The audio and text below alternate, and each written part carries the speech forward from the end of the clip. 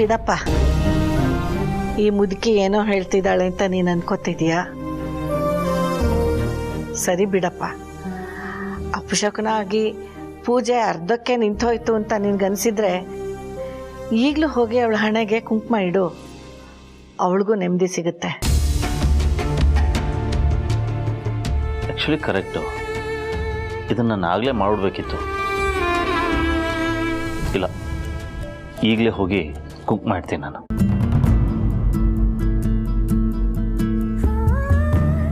ವಿಧಿ ಯಾರು ನಿನ್ನ ಹೆಂಡತಿ ಅಂತ ಬರ್ದಿರುತ್ತೋ ಅವ್ರಿಗೆ ನಿನ್ನ ಕೈಯಾರ ಕುಂಕುಮ ಭಾಗ್ಯ ಸಿಗುತ್ತೆ. ನೋಡೋಣ ನಿನ್ನ ವಿಜ್ಞಾನನೋ ನನ್ನ ಭಗವಂತನೋ ಅಂತ.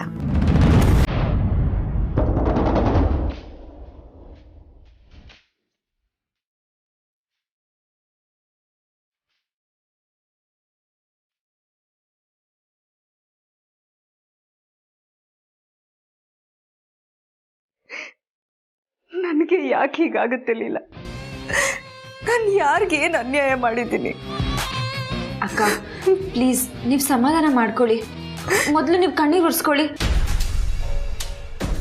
ನೀವು ಯಾರಿಗೂ ಅನ್ಯಾಯ ಮಾಡೋಕ್ಕೆ ಸಾಧ್ಯನೇ ಇಲ್ಲ. ಆ ಥರ ಎಲ್ಲ ಯೋಚನೆ ಮಾಡಬೇಡಿ ಅಕ್ಕ. ಮಾಡ್ತೀನಿ. ನಾನು ಅನ್ಯಾಯ ಅಂತ ಮಾಡಿದ್ರೆ ಅದು ನಿನಗೆ ಮಾತ್ರ. ನಿನ್ನಿಂದ ನನ್ನ ಅಭಿನ ಕಿತ್ಕೋತೀನಿ. ಅವನ್ನ ನಾನು ಪಡ್ಕೋಬೇಕು. ಅಕ್ಕ ಅಪಶಕುನ ಆಯಿತು ಅಂತ ಅನ್ಕೋತಿರೋದು ನೀವು. ಅದು ಅಪಶಕುನ ಅಂತ ನೀವು ಯಾಕೆ ಅನ್ಕೋತೀರಾ? ಶಕುನದ ಮಧ್ಯೆ ಆಗಬಾರ್ದಾದ್ರೆ ಅದನ್ನು ಅಪಶಕುನ ಅಂತಾನೆ ಕರೆಯೋದು ಲೀಲಾ. ಆದರೆ ನನಗೆ ಬೇಜಾರಿರೋದು ಆಫ್ಟರ್ ಆಲ್ ವ್ರತ ಮಾಡೋಕ್ಕಾಗಲಿಲ್ಲ. ಇನ್ನು ನನ್ನ ಅಭಿ ಸಿಗೋ ದಾರಿನಲ್ಲಿ ಎಷ್ಟೆಲ್ಲ ಅಪಶಕುನಗಳಾಗ್ಬೋದು ಅಂತ ಅಷ್ಟೆ. ಇಲ್ಲ ಲೀಲಾ, ಅದು ಅಪಶಕುನಾನೇ. ಅಕ್ಕ ನೀವು ಅನ್ಕೊಂಡ್ಬಿಟ್ರೆ ಆಗ್ಬಿಡುತ್ತಾ? ಮಿಸ್ ಆಗಿರೋದು. ಅದೇನೋ ಅಂತಾರಲ್ಲ ಕಾಕತಾಳಿ ಅಂತ, ಅದು. ಅಕ್ಕ ನೀವು ಅಳ್ತಿದ್ರೆ ನಿಮ್ಮ ಮನಸ್ಸಲ್ಲಿ ನೀವೇನು ಅನ್ಕೋತೀರಾ ಅದೆಲ್ಲ ನಿಜ ಅನ್ಸಕ್ಕೆ ಸ್ಟಾರ್ಟ್ ಆಗುತ್ತೆ. ಪ್ಲೀಸ್ ಅಕ್ಕ. ಲೀಲಾ, ನನಗೆ ಅಪಶಕುನ ಆಗಿದ್ದಕ್ಕೆ ನಾನು ಇಷ್ಟೊಂದು ನೊಂದ್ಕೋತಿದ್ದೀನಿ. ಆದರೆ ನೀನು ನಿನ್ನ ಗಂಡನ ಪಾದಪೂಜೆ ಮಾಡಲೇ ಇಲ್ಲ. ಆದರೂ ನೀನು ಇಷ್ಟೊಂದು ಲವಲವಿಕೆಯಿಂದ ಇದೆಯಲ್ಲ, ಹೇಗೆ?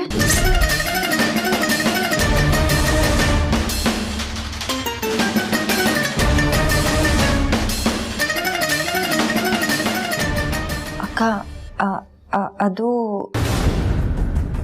ಹೇಳು ಲೀಲಾ. ಹೇಳು ಲೀಲಾ, ಪಾದಪೂಜೆ ಮಾಡಿಬಿಟ್ಯಾ?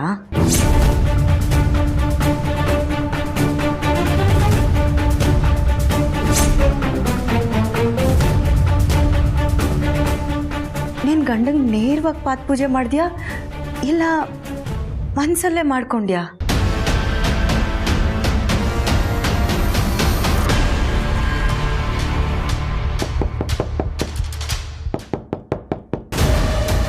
ಅಕ್ಕ ಯಾರೋ ಬಂದರು ಅನ್ಸುತ್ತೆ. ನನ್ನ ನೀನು ಜವಾನಿ ಅಂದ್ಕೊಂಡಿದ್ಯಾ? ಬಂದವ್ರಿಗೆಲ್ಲ ಬಾಗಿಲು ತಕ್ಕಕ್ಕೆ.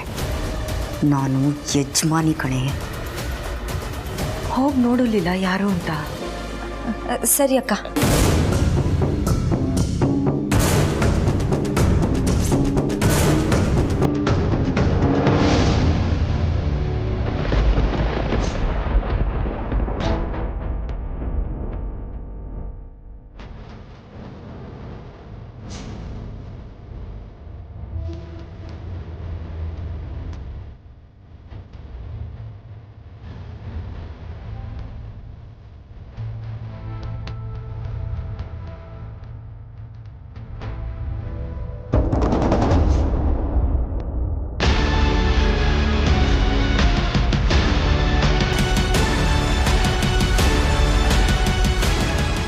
ಏನಾಯ್ತು ಲೀಲಾ? ಏನಿಲ್ಲ ಅಕ್ಕ.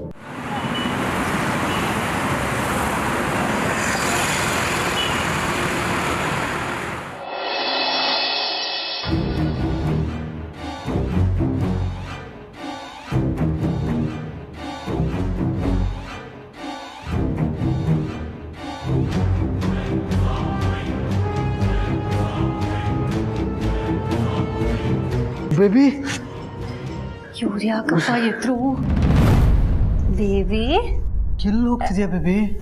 ಅಲ್ಲ ಎಲ್ಲನೂ ಹೇಳ್ಬಿಟ್ಟು ಹೋಗೋದಕ್ಕೆ ಇದೇನು ಆಫೀಸಾ ಇಲ್ಲ ಮನೆನಾ? ಮನೇನೆ ಬೇಬಿ, ಆದ್ರೂ ಈ ಮಿಡ್ನೈಟಲ್ಲಿ ಎಲ್ಲಿಗೆ ಹೋಗ್ತಿದ್ಯಾ ಅಂತ ಕೇಳಿದೆ ಅಷ್ಟೇ.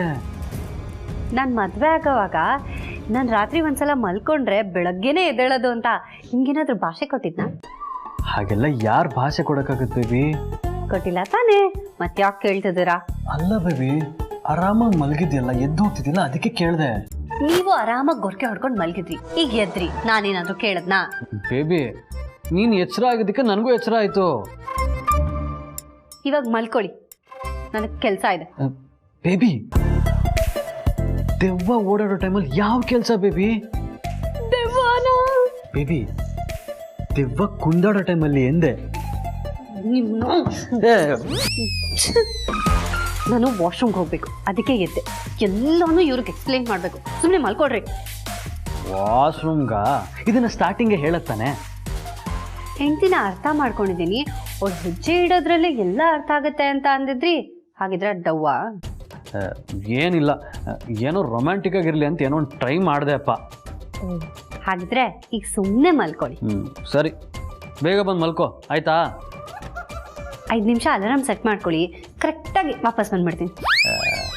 ಸರಿ ಬೇಬಿ, ಗುಡ್ ನೈಟ್.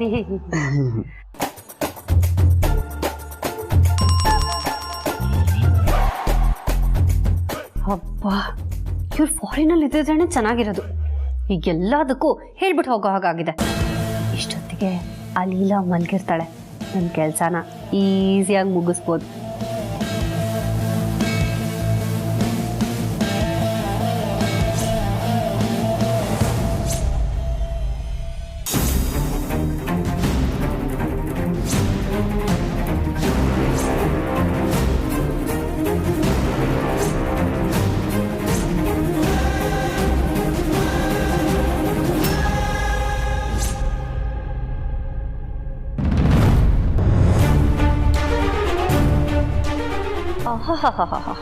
ಮಾಟ್ಕಾತಿ ನನ್ನಿದ್ದೆ ಕೆಡಿಸಿ ನೀನು ಆರಾಮಾಗಿ ಮಲ್ಕೊಂಡಿದ್ಯಾ?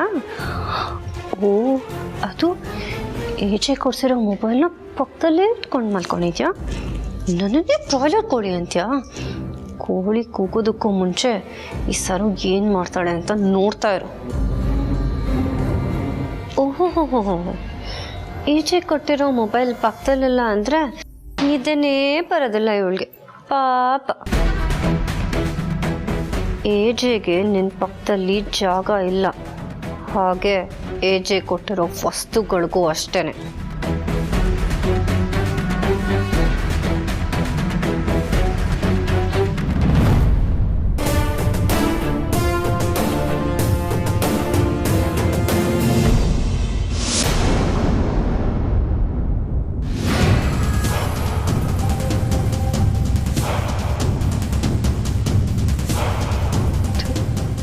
ನಿದ್ದೆ ಕಣ್ಣಲ್ಲಿ ಲವ್ ನೋಡಿ, ಲವ್.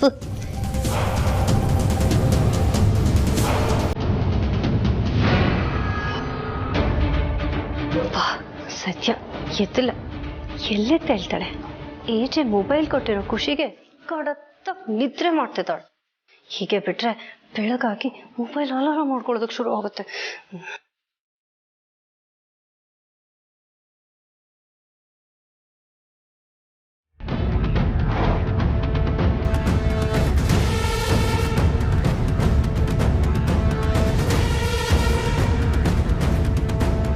ಬರೀ ಮೊಬೈಲ್ ತಗೊಂಡ್ರೆ ಪ್ರಯೋಜನ ಇಲ್ಲ, ಅದರ ಬಾಕ್ಸ್ಗೂ ಒಂದು ಕತಿ ಕಾಣಿಸಿದ್ರೇ ನನಗೆ ಸಮಾಧಾನ ಆಗೋದು. ಎಲ್ಲಿಟ್ಟಿದ್ದಾಳೆ ಬಾಕ್ಸನ್ನ? ಟಿವಿ ಕೆಳಗಡೆ ಡ್ರಾಯರಲ್ಲಿದೆ. ಹಾಗೆಲಿಲ್ಲ,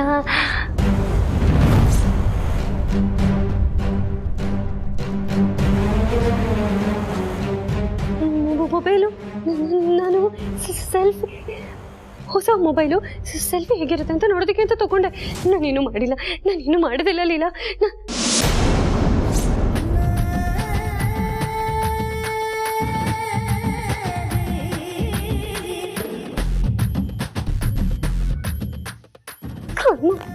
ನಿದ್ದೆ ಕಣ್ಣಲ್ಲೆಲ್ಲ ಮಾತಾಡಿ ಹೆದರ್ಸ್ತಾಳೆ.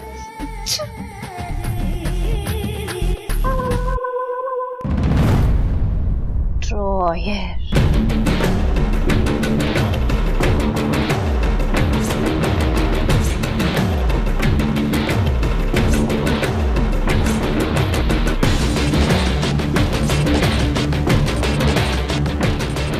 ಗಂಡ ಕೊಡ್ಸಿದ್ ಫೋನು ಅಂತ ಮೆರೀತಿದ್ದೆ ಅಲ್ವಾ?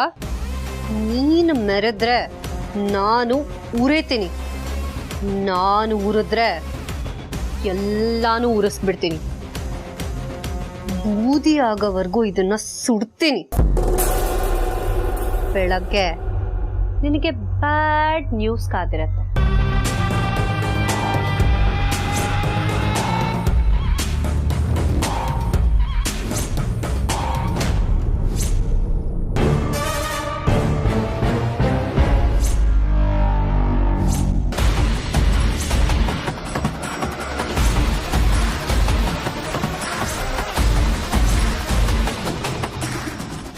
ಲೀಲಾ ಬೀದಿನಲ್ಲಿರ್ಬೇಕಾದವಳು ನಮ್ಮನೆಯಲ್ಲಿ ರಾಣಿಯಾಗಿ ಮೆರಿತೀನಿ ಅಂದ್ರೆ ನಾನ್ ಸುಮ್ನೆ ಇರ್ತೀನಾ?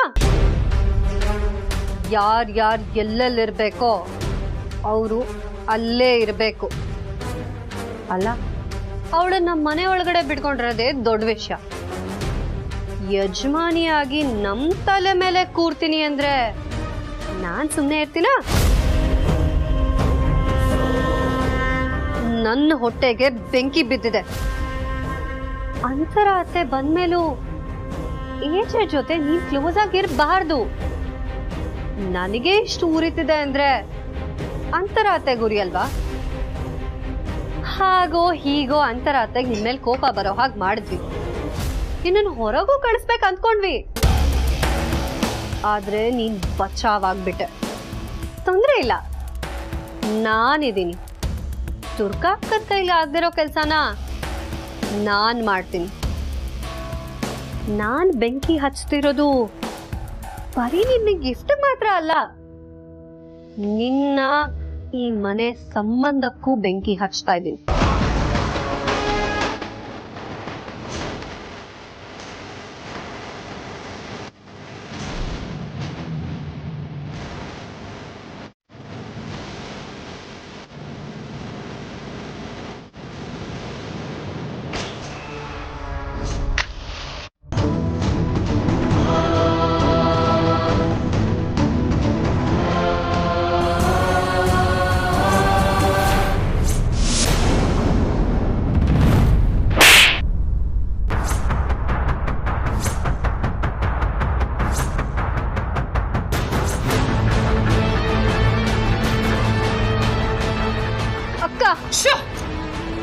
ಸದ್ದು ನಾನಾಗಿರೋದಕ್ಕೆ ಒಂದು ಕೊಟ್ಟಿದ್ದೀನಿ.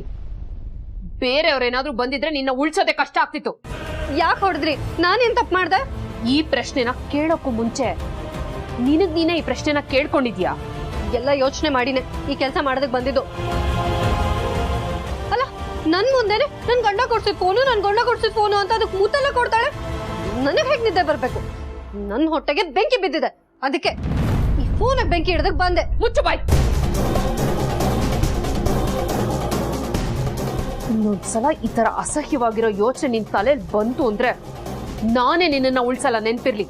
ಇದ್ರಲ್ಲಿ ಏನ್ ತಪ್ಪಿದೆ? ನನಗೆ ಯಾಕೆ ಬೈತಿದ್ದೀರಾ? ಓ, ನೀವ್ ಮಾಡ್ಬೇಕಾಗಿದ್ದ ಕೆಲ್ಸ ನಾನ್ ಮಾಡ್ತಿದ್ದೀನಿ ಅಂತನಾ? ಟೆನ್ಷನ್ ಯಾಕೆ? ಇಬ್ರು ಒಟ್ಟಿಗೆ ಸುಡೋಣ. ಇದ್ರಲ್ಲಿ ಇನ್ನೂ 50 ಕಡ್ಡಿ ಬಾಕಿ ಇದೆ. ಸರು,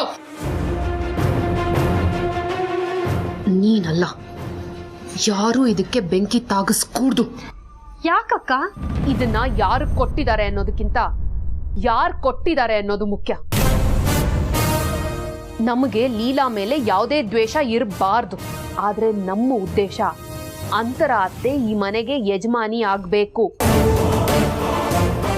ಏಜೆಗೆ ಅವರೇ ಹೆಂಡತಿ ಆಗ್ಬೇಕು ಅನ್ನೋದಷ್ಟೇ. ಲೀಲಾ ಈ ಮನೇಲಿದ್ರೆ ನಮ್ಮ ಉದ್ದೇಶಕ್ಕೆ ತೊಂದರೆ ಆಗುತ್ತೆ, ಅದಕ್ಕೆ ಅವಳನ್ನ ಈ ಮನೆಯಿಂದ ಹೊರಗೆ ಹಾಕ್ಬೇಕು ಅನ್ನೋದಷ್ಟೇ ನಮ್ಮ ಪಾಯಿಂಟು. ಅದು ಬಿಟ್ಟು ಈ ತರ ಚೀಪ್ ಆಗಿ ಯೋಚನೆ ಮಾಡಬೇಡ. ಈ ಮನೆಯಲ್ಲಿ ಏಜೆಗೆ ಎಷ್ಟು ಮರ್ಯಾದೆ ಸಿಗುತ್ತೋ ಅವ್ರು ಉಪಯೋಗಿಸೋ ವಸ್ತುಗಳಿಗೂ ಅವರು ತಂದು ಕೊಡೋ ವಸ್ತುಗಳಿಗೂ ಅಷ್ಟೇ ಮರ್ಯಾದೆ ಸಿಗಬೇಕು. ಏಜೆಗೆ ಎಷ್ಟು ಮರ್ಯಾದೆ ಕೊಡ್ತೀವೋ ಅವ್ರು ತಂದಿರೋ ಈ ಮೊಬೈಲ್ಗೂ ಅಷ್ಟೇ ಮರ್ಯಾದೆ ಕೊಡಬೇಕು. ನೆನ್ಪಿರ್ಲಿ, ಕೋಪ ಇರಲಿ, ಆದರೆ ಕೋಪ ದ್ವೇಷ ಆಗಬಾರ್ದು. ನೀನು ಮಾಡೋ ಕೆಲಸದಿಂದ ಲೀಲಾ ಈ ಮನೆ ಬಿಟ್ಟು ಹೋಗ್ತಾಳಾ? ಫೈನ್, ನಾನು ನಿನಗೆ ಸಪೋರ್ಟ್ ಮಾಡ್ತೀನಿ. ಆದರೆ ನೀನು ಮಾಡೋ ಕೆಲಸದಿಂದ ಏಜೆಗೆ ತೊಂದರೆ ಆಗೋದಾಗ್ಲಿ, ಅವ್ರಿಗೆ ಮರ್ಯಾದೆ ಹೋಗೋ ಹಾಗಾಗ್ಲಿ ಆದರೆ ನಾನು ನಿನಗೆ ಸಪೋರ್ಟ್ ಮಾಡಲ್ಲ. ಇದು ಎಲ್ಲಿತ್ತೋ ಹೇಗಿತ್ತೋ ಹಾಗೆ ಇಡಬೇಕು. ಏನೋ? ಆಯ್ತಕ್ಕ. ಇನ್ಮೇಲಾದ್ರೂ ಸ್ವಲ್ಪ ಮೆಚೂರ್ಡ್ ಆಗಿ ಬಿಹೇವ್ ಮಾಡೋದನ್ನ ಕಲಿ.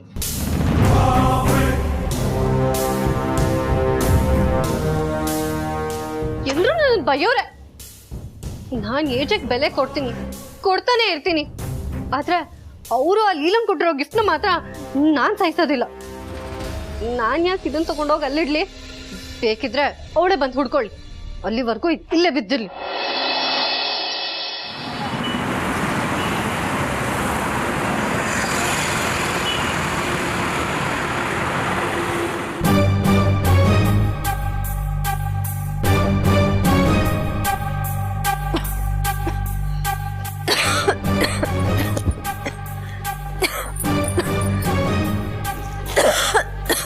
ಯಾಕೆ ಇಷ್ಟೊಂದು ಕೆಮ್ಮು ಬರ್ತಾ ಇದೆ? ಎಲ್ಲೋ ಸುಟ್ಟಿರೋ ವಾಸನೆ.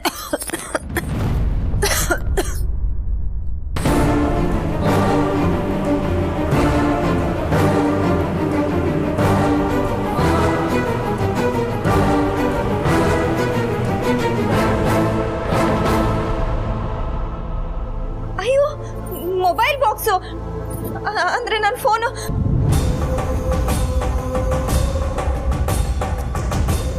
ನನ್ನ ಫೋನು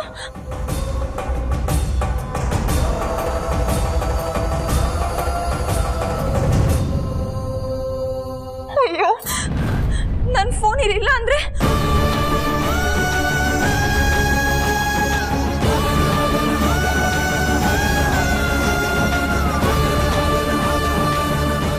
ನನ್ನ ಮೊಬೈಲ್ ಇದರಲ್ಲಿದೆ.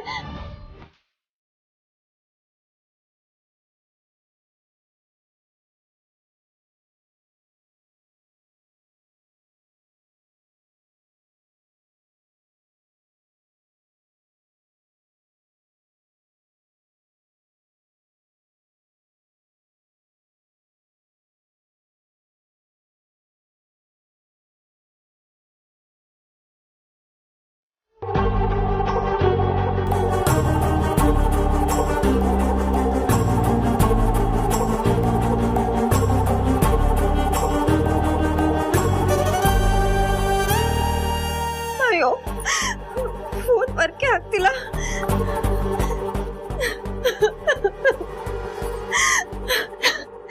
ನನ್ಗೆ ಯಾಕೆ ಈ ತರ ಅನ್ಯಾಯ ಆಗುತ್ತೆ? ಸಾರಿ ರೀ, ಐ ಆಮ್ ರಿಯಲಿ ಸಾರಿ. ನೀವು ಕೊಟ್ಟಿರೋ ಗಿಫ್ಟ್ನ ನನ್ನ ಕೈಲಿ ಉಳಿಸ್ಕೊಳ್ಳೋಕೆ ಆಗ್ಲಿಲ್ಲ.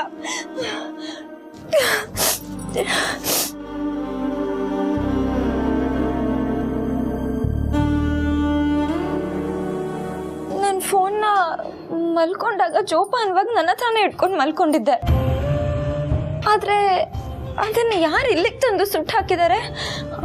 ಅದು ಬಾಕ್ಸ್ ಒಳಗಾಕಿ. ಇದು ಹೇಗೆ ಸಾಧ್ಯ? ನಮ್ಮ ಮನೇಲಿಂತ ಕೆಲಸ ಯಾರು ಮಾಡ್ತಾರೆ? ಅಂಥವ್ರು ಯಾರು?